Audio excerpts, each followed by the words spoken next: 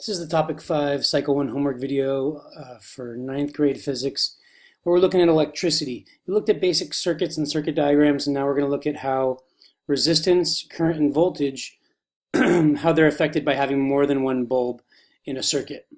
So when you start with a series circuit, that means there's one way for the electricity to move, one simple loop like we've been studying in class.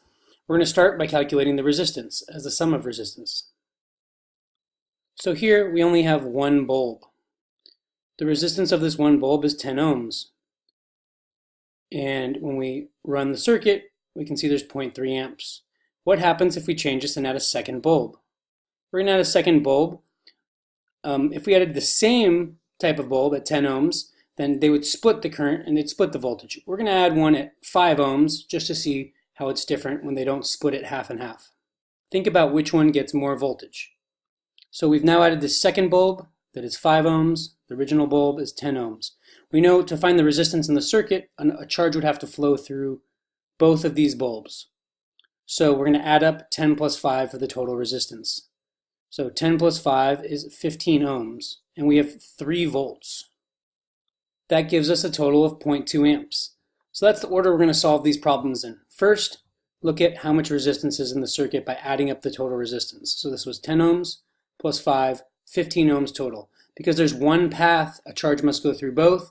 So the current is the same everywhere in the circuit because there's only one path. So we know the voltage is 3 volts total. So we find the total current through the circuit by saying I, current, equals V over R. So the voltage is 3 volts. And my resistance was 10 plus 5 or 15. So we have 0.2 amps. Now that we have the total resistance of the circuit, and we found the current throughout the circuit, we're going to look at finding the voltage. The voltage drop across each one will equal the current. There's only I because the current's the same everywhere, times the resistance. So our first resistor had 10 ohms, so let's see what that would look like. Well, resistor 1 had 0.2 amps flowing through. Remember that that's the same throughout the circuit because there's only one path. And its resistance was 10 ohms, so 0.2 times 10 is 2 volts. Now there's two ways you could figure out this because there's only one more resistor left. We know it gets the remainder of the voltage. So that can be a good way to check your work, but we'll do the same thing for resistor 2. So in resistor 2, we have the voltage of resistor 2, that's what V sub 2 stands for, equals 0.2 times its resistance of 5 ohms. So we get 1 volt. Now I can check my work. I know the voltage that each one gets has to sum to the total of the battery. 2 volts plus 1 volt is a total of 3 volts. Which leads us to the voltage of the battery. So we know that the more resistance, the more voltage it's going to use. And the idea is that each charge comes through with 3 volts total, and it gives more of that voltage to the resistor with greater resistance. And now I'll check my work. I'll take the voltmeter here, put it across the first bulb. Remember, voltage is measured before and after to see how much voltage is used. You can see the drop from 3 to 1 means 2 volts are used there. And then I can move it down to see how much voltage is used here. 1. Now the negative is just because I switched the leads. If I switch them back, I'll get 1 volt difference. And I can see that that bulb uses 1 volt.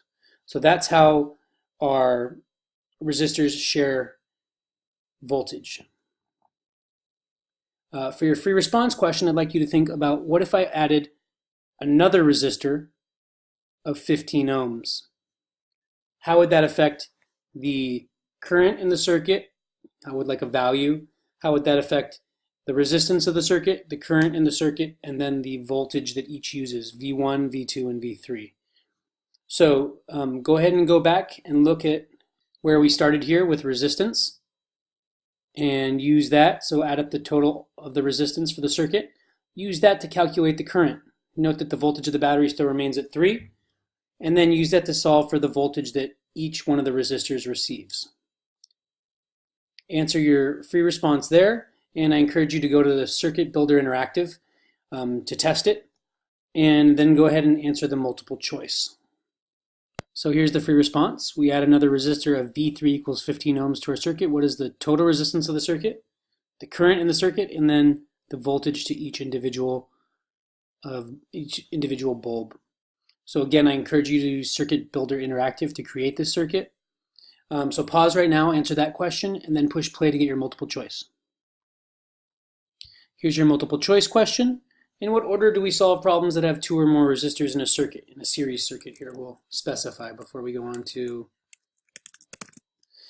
so pause right here, look at your answer choices A through E. Feel free to go back in the video as I covered this directly in the video.